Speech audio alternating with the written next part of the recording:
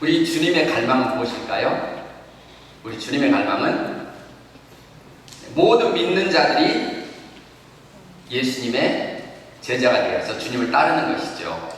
그리고 예수님께서 말씀하신 그 마태복음 28장의 분부, 가서 모든 민족으로 제자를 삼으라.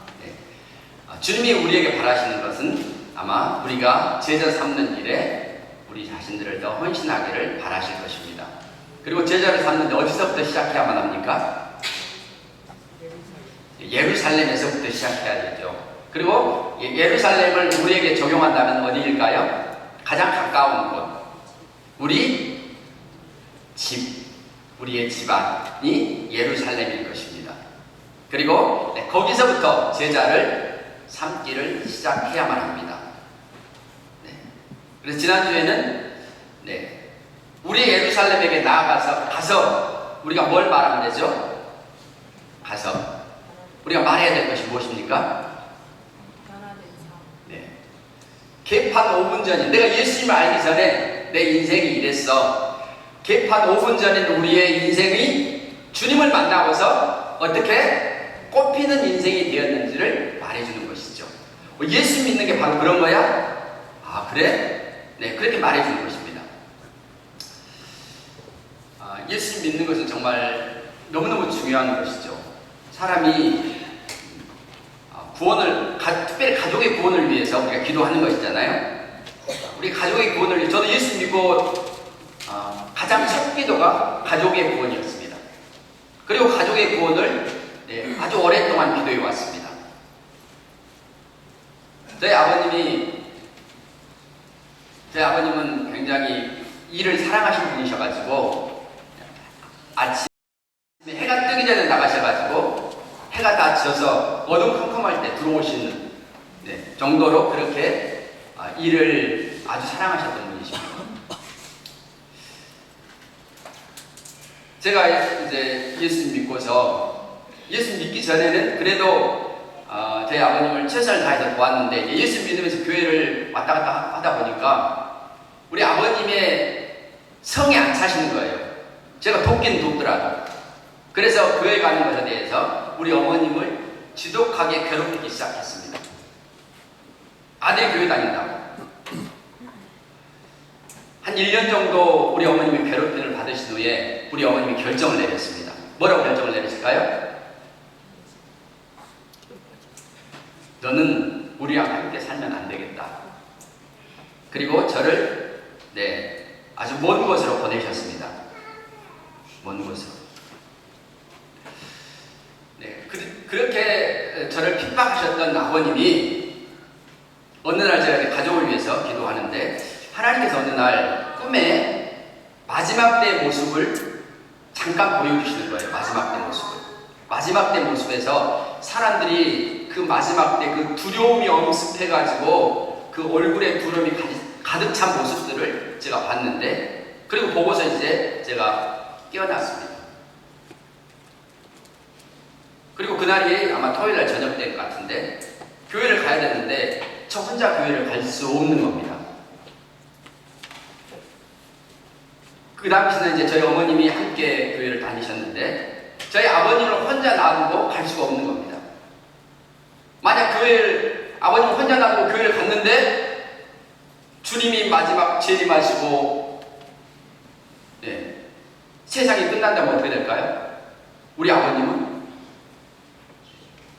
제가 전날 밤에 봤던 그 꿈에서 모습들이 그대로 저희 아버님 안에서 재현될 거라는 걸 생각하니까 그냥 아버님을 놔두고 교회를 갈 수가 없는 겁니다. 그래서 그날 어떻게 했을까요? 그날 억지로 막 끌고 가다시피 하면서 그날 저희 아버님을 교회에 모시고 갈 수 있었습니다. 마지막 때에 많은 사람들은 우리가 상상하는 것보다 더 그 이상의 두려움들을 만나게 될 것입니다.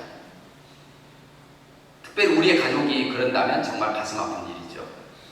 그래서 사실 우리가 가족들을 위해서 기도하기 때문에 가족의 구원을 위해서 우리가 기도해야만 하고, 또 오늘도 오늘 로마서 말씀도 사실 그런 의미로 한번 또 다시 한번 살펴보려고 합니다. 주 예수를 믿으라 그리하면 너와 내 집이 구원을 받으리라고 말씀하셨습니다.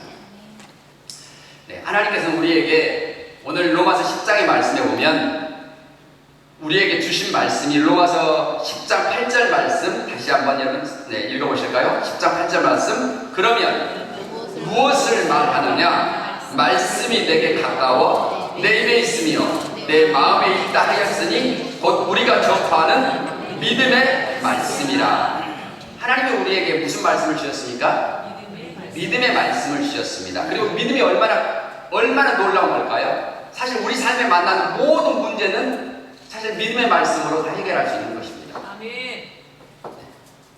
오늘 얼마나 많은 사람들이 문제를 안고 살아가나요? 나는 전혀 문제가 없어요. 네, 그런 사람은 이 땅에 없을 겁니다. 네, 벌써 천국에 있겠죠. 이 땅에 있는 이상 우리는 문제를 안고 살아가고 있습니다. 어제 엄마는 울산에 사시고 아들은 요수에 있는데 그 아들을 데리고 어제 저희를 만나러 오셨어요. 엄마가. 아들은 28살입니다. 아들은 엄마 얘기로는 아들이 중독되었다. 중독되었다. 얼굴을 적지 않은 얼굴 봤는데, 네, 그 얼굴을 가지고 다, 네, 투기하는데 꼬라박는 거예요. 그리고 빚까지 졌습니다. 엄마, 이거 좀 갚아줘. 몇 번 갚아줬습니다. 그리고 다시금 또 손을 냅니다. 이번만.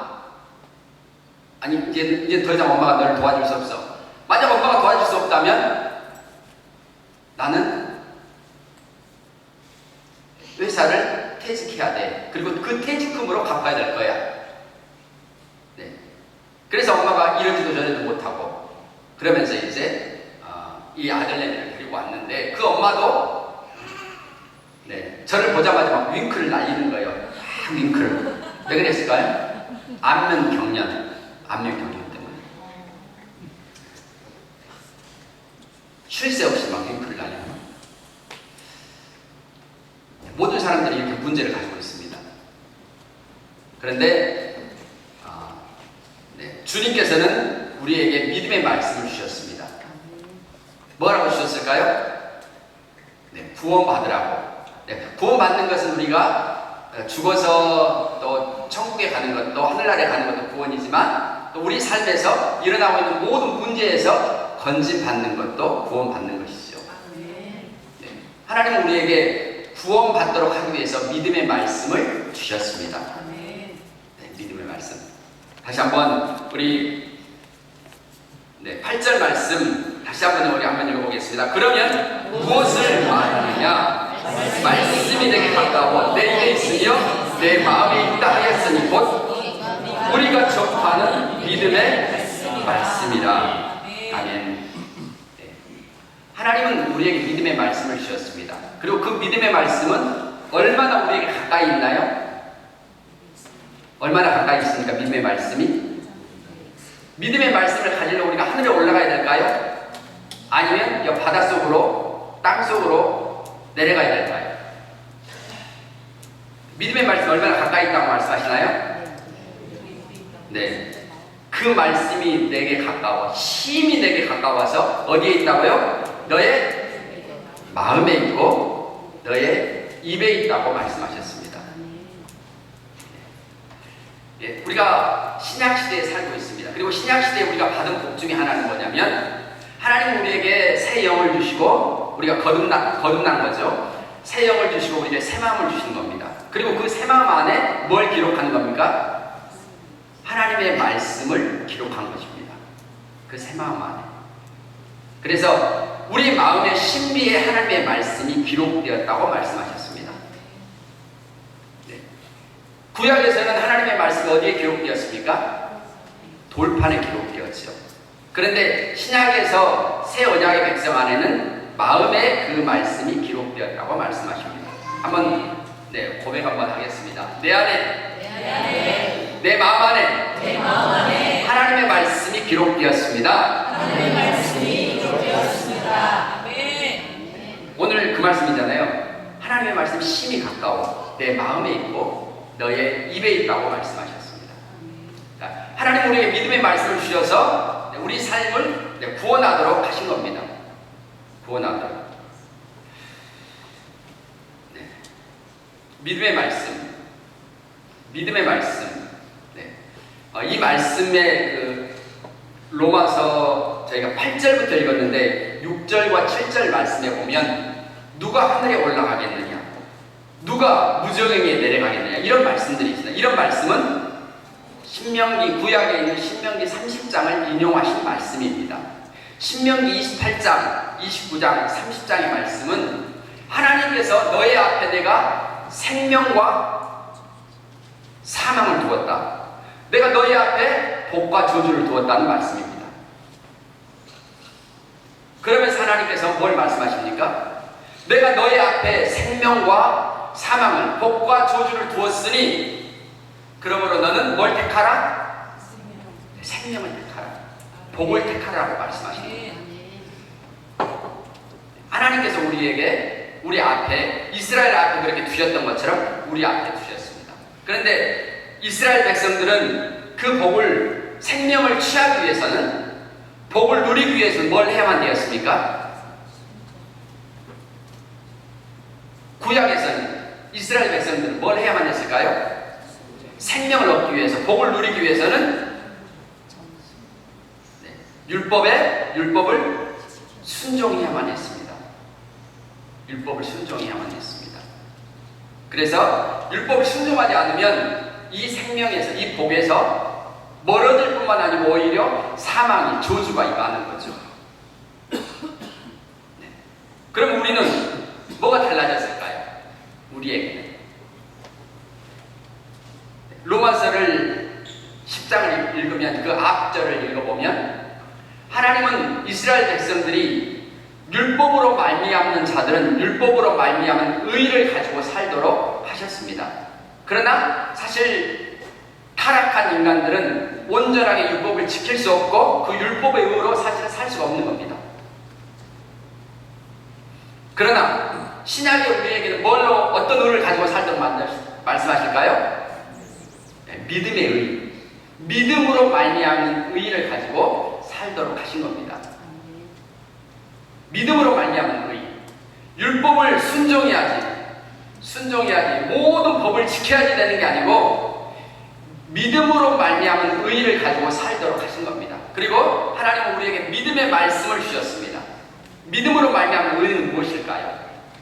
믿음으로 말미암은 의, 이것을 아는 것은 굉장히 중요합니다. 왜냐하면 우리 삶의 모든 문제들을 이것을 알면 한 90%는 해결됩니다. 90%는. 믿음으로 말미암는 의가 무엇일까요? 믿음으로 말미암는 의. 우리가 무언가를 행하는 것과 관련되어 있을까요? 만약 그것과 관련되어 있다면 이스라엘 백성들이 우리보다 더 잘 행할 수도 있습니다. 그리고 지금 유대인들은 우리보다 훨씬 더 구약에 있는 말씀들을 더 철저하게 지킬 수 있습니다. 믿음으로 말미암는 의가 무엇일까요? 믿음으로 말미암는 의. 믿음의 말씀. 이것은 우리가 하늘에 올라가야 되는 것이 아니라고 말씀하십니다. 또는 우리가 무저갱이로 내려가야 되는 것도 아니라고 말씀하십니다. 그러면 누가 하셨다는 겁니까? 그 일을 누가요? 예수님께서 하셨다는 것입니다. 예수님께서. 로마서를 읽어보면 로마서 5장에, 특별히 5장에서 잘 나와 있습니다. 한 사람의 순종치 아니함으로 모든 사람이 죄인이 되었습니다. 그리고 사망이 왕노릇하게 되었습니다. 이와 같이 한 사람으로 인해서 많은 사람이 의롭게 될 것이다. 그리고 생명 안에서 왕노릇할 것이다. 이 한 사람이 누구입니까? 예수님이시죠. 예수님. 아담 한 사람으로 인해서 세상이 사망 안에 들어간 것처럼 예수님의 순종을 통해서 모든 사람이 의롭게 될 것이고 생명 안에서 왕노릇할 것이라고 말씀하셨습니다. 믿음으로 말미암은 의는 바로 이것입니다. 예수님께서 하셨습니다. 예수님께서 하신 것입니다. 예수님께서 이 땅에 오셔서 하신 가장 큰 일이 무엇입니까?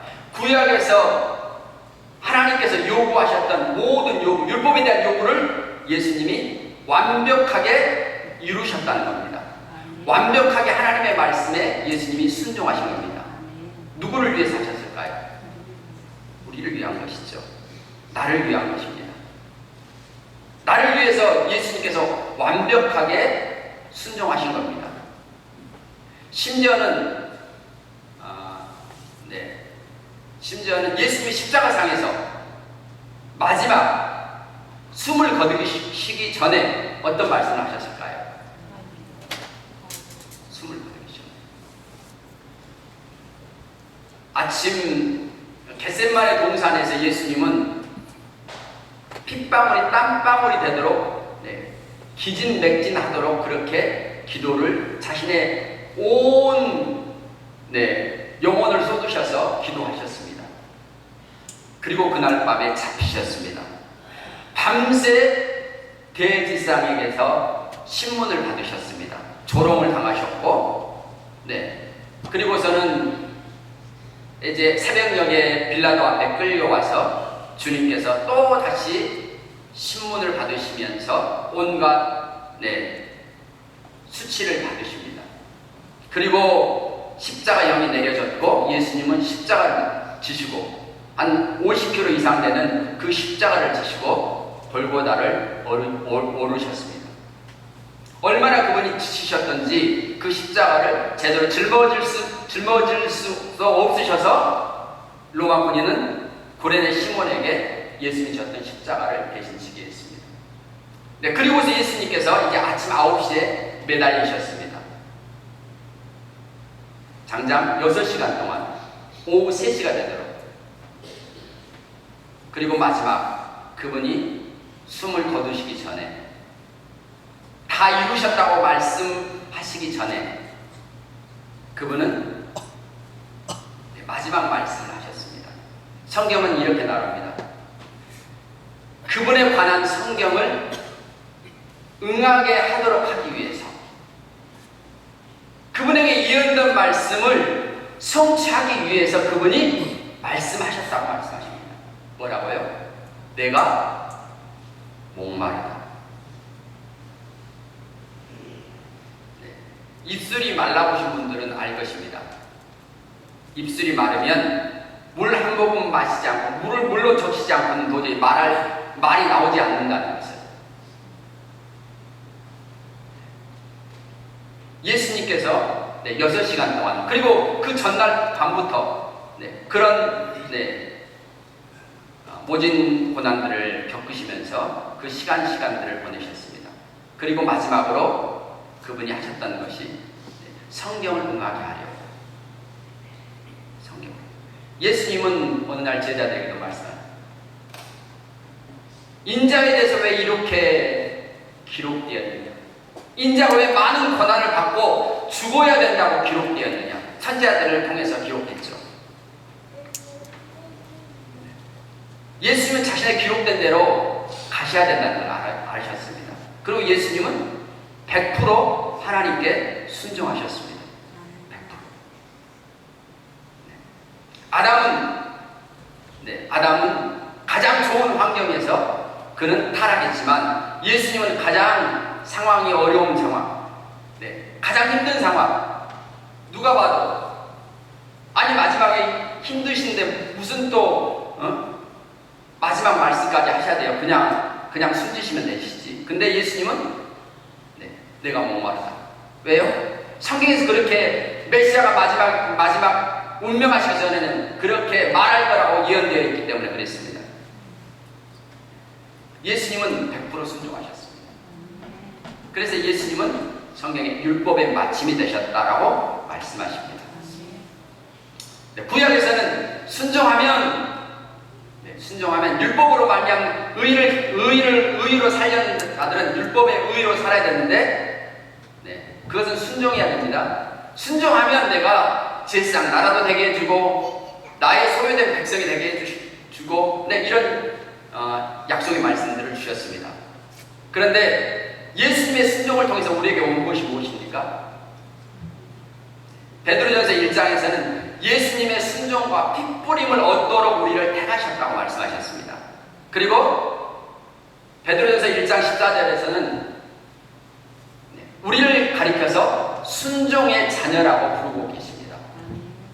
네, 성경에서, 개혁성경에서는 순종의 자식처럼이라고 되어 있지만 사실 그것은 순종의 자녀로 이렇게 우리를 하나님이 부르고 계십니다.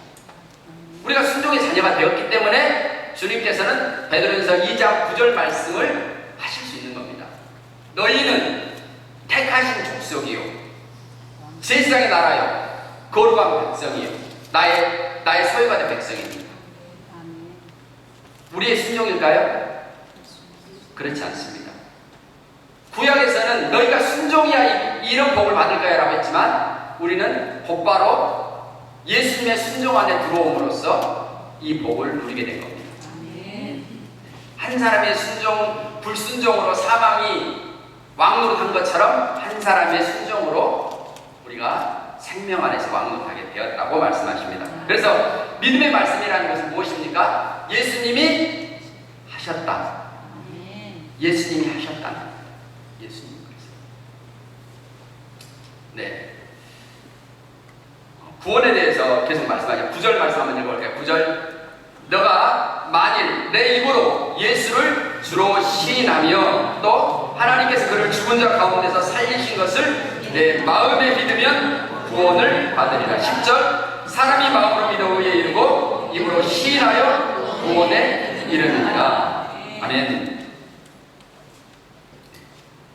믿음의 말씀은 하나님께서 그 말씀은 우리의 마음에 있고 우리의 입에 있다고 말씀하셨어요. 그래서 우리가 마음에 있고 입에 있는 것을 말해야만 합니다. 말하지 않으면 구원이 없습니다. 구원이 없습니다. 마음으로 믿는 바를 말로 하지 않으면 구원 받았다고 할 수 없습니다.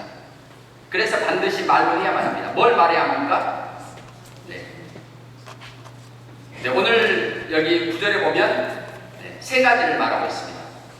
자, 저를 한번 따라해 보겠습니다. 예수님께서 죽으셨습니다. 예수님께서 죽으셨습니다. 예수님께서 다시 사셨습니다. 예수님께서 다시 사셨습니다. 예수님께서 나의 주님이 되셨습니다. 예수님께서 나의 주님이 되셨습니다. 이 세 가지입니다. 예수님이 죽으셨습니다. 누구를 위해서요? 나를 위해서. 예수님이 살으셨습니다. 누구를 위해서요? 나를 위해서. 예수님께서 하늘에 오르셨습니다. 주가 되셨습니다. 누구를 위해서요? 나를 위해서입니다. 나를 위해서. 예수님의 죽음은 성경에서 누구의 죽음이라고도 또 말하나요? 그분이 죽으실 때 누가 죽었을까요? 내가 죽었습니다. 나의 옛사람이 로마서 6장에 있는 옛사람이 함께 십자가에 못 박혔다고 말씀하셨습니다. 예수님의 죽음이 나의 죽음입니다. 그분은 겟세마네 동산에서부터 그분은 나와 하나가 되셨습니다. 겟세마네 동산에서. 그래서 그분의 죽음은 곧 나의 죽음입니다. 나의 옛사람에 대한 죽음입니다. 이 말은 예수 믿으니까 내가 이제 새 사람으로 내가 살아봐야 되겠다. 그래서 나의 이 옛사람을 내가 죽여야 되겠다. 내가 새 사람을 살기 위해서. 그런 말이 아닙니다. 우리가 무언가를 해야 되는 게 아닙니다. 우리가 뭔가 하늘에 올라가서 뭔가 끌어내려야 되는 것도 아닙니다. 그러면 누가 하셨다는 겁니까? 예수님께서 하셨다는 것입니다. 그분이 그렇게 하실 때 내가 그분과 하나가 되어서 그렇게 되었다는 것이죠. 다시 한번 하겠습니다. 예수님의 죽음은 나의 죽음입니다. 예수님의 죽음이 나의 죽음입니다. 예수님의 부활은 또한 예수님의 부활은 우리의 부활입니다. 우리의 부활입니다. 물론 예수님이 재림하실 때 우리는 몸의 부활을 받습니다. 몸의 변화를 받습니다.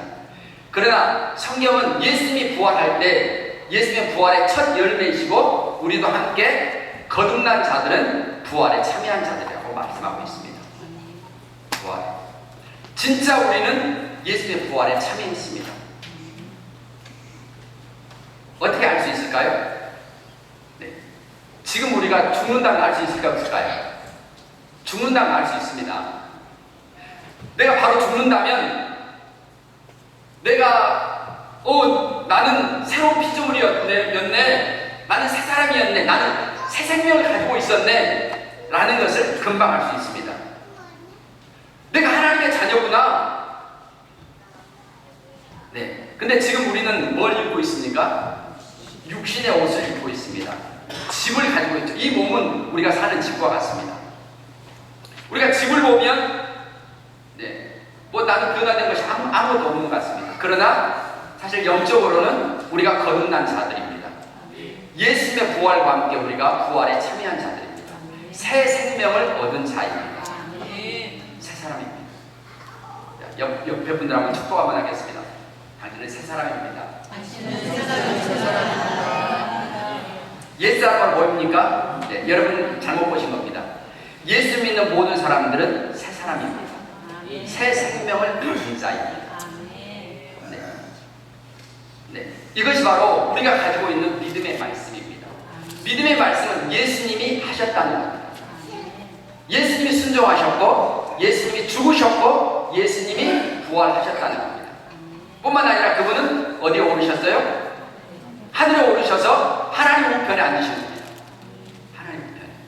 어떤 분들은 천국을 갔다 왔다는 분들이 그런 많은 간증을 하잖아요. 내가 예수를 만났는데 예수님께서 나를 하나님이 계신 곳으로 데리고 가셨어.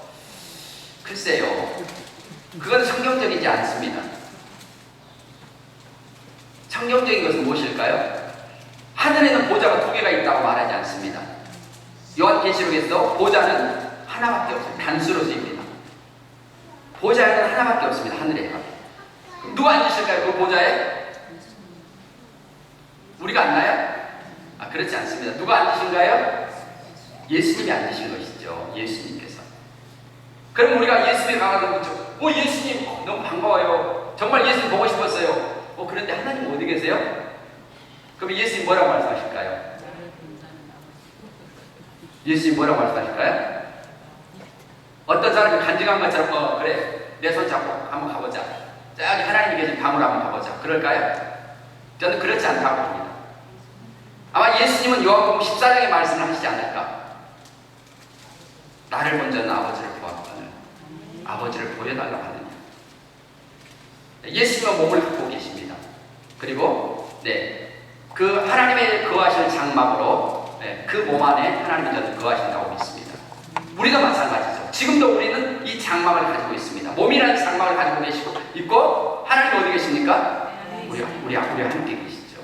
성전된 이 몸 안에 함께 계십니다. 우리가 몸을 떠나서 하늘나라로 가겠지만 그러나 다시 우리는 뭘 입어야 됩니까? 몸을 입어야만 합니다. 왜 굳이 몸을 다시 입어야만 합니까? 이 몸은 하나님이 거하실 영원한 장막이기 때문에 그렇습니다.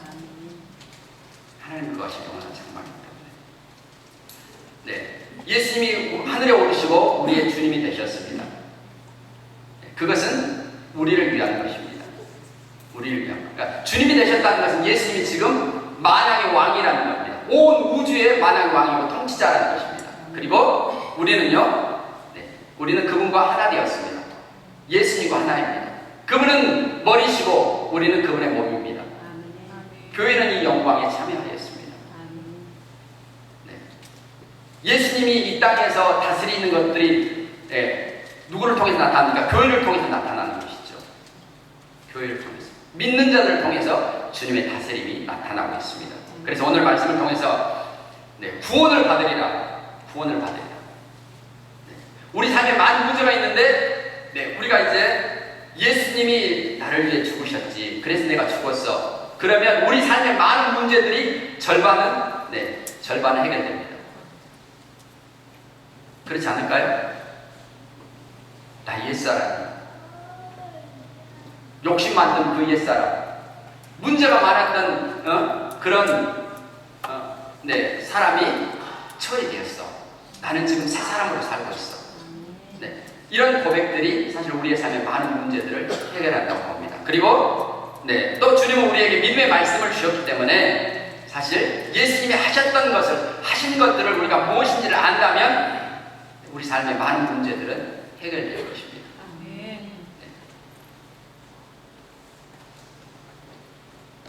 몸이 아프면 어떻게 해야 됩니까? 몸이 아프면 구속 안에, 예수님의 구속 안에 치유가 포함되어 있습니다. 하나님은 여호와의 라파이십니다. 그래서 우리가 하늘에 올라갈 이유가 없는 것은 예수님이 이미 우리를 위해서 채찍에 맞으심으로 너희가 나음을 얻었다라고 말씀하셨습니다. 주님은 우리가 부요하기를 바라십니다. 그래서 그분은 이미 하셨죠. 그분은 부요하신 분이지만 가난하게 되심으로 우리를 부요케 하셨습니다. 우리 삶의 많은 문제들은 사실 예수님이 우리를 위해 하신 일들을 더 깊이 묵상하고 알면 알수록 우리가 그 혜택을 받을 수 있고 또 오늘 말씀처럼 우리가 구원받을 수 있다고 믿습니다. 그래서 오늘 말씀을 통해서 하나님은 우리에게 믿음으로 말미암은 의를 우리에게 선물로 주셨습니다. 그리고 지금 우리가 받은 주님의 이 말씀들은 믿음의 말씀입니다. 믿기만 하면 되는 겁니다. 믿기만 하면. 그리고 믿고 우리의 마음에 있는 것을 고백할 때 구원을 받는다고 말씀하셨습니다. 우리가 의심하지 않는다면 어떻게 될까요? 그것은 그대로 될 것입니다. 의심하지 않는다면 그대로 되는 겁니다. 주님을 찬양합니다. 함께 찬양해 드리도록 하겠습니다. 누구든지 주의 이름을 부르는 자는 구원을 받으리라. 아멘. 오늘 우리에게 우리 주 예수 그리스도의 이름을 주신 것을 감사합니다. 아멘. 우리를 위하여서 예수님께서 하셨습니다. 아멘. 우리를 위하여 예수님께서 이루셨습니다. 아멘. 우리를 위하여 예수님께서 율법의 마침이 되셨습니다. 아멘.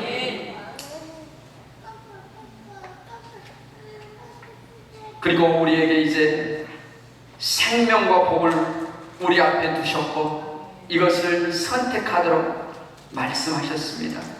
네, 주님, 오늘 우리가 예수님의 이름으로 생명과 복을 선택합니다. 오늘 우리가 믿음의 말씀을 취합니다. 네, 주님, 우리 주 예수님 안에서 우리에게 주어진 이 놀라운 구원에 대한 지식들을 오늘 우리로 더 새롭게 하여 주시고 더 깨닫게 하여 주시며 하나님의 부요에 더 접근할 수 있게 하여 주옵소서. 오늘도 사랑하는 이들이 주님께 우리의 마음을 쏟고 또한 주님을 더 열망합니다. 주님이 주시는 생명과 복을 더 누리기를 원합니다. 우리의 눈을 더 열어 주옵소서. 예수님께서 내가 다 이루었다고 말씀하신 이 놀라운 말씀들을 오늘 우리로 더 알게 하여 주옵소서. 그래서 오늘 우리가 더 하나님의 선하심을 맛보아 알게 하여 주시고 하나님의 선하심을 우리의 집안의 모든 이들에게 예루살렘으로부터 시작하여서 땅끝까지 이르러서 우리로 주님의 복음을 증거하는 복음의 전도자들, 주님의 제자들로 살게 하여 주옵소서. 주님을 찬양합니다. 예수님의 이름으로 기도드립니다. 아멘.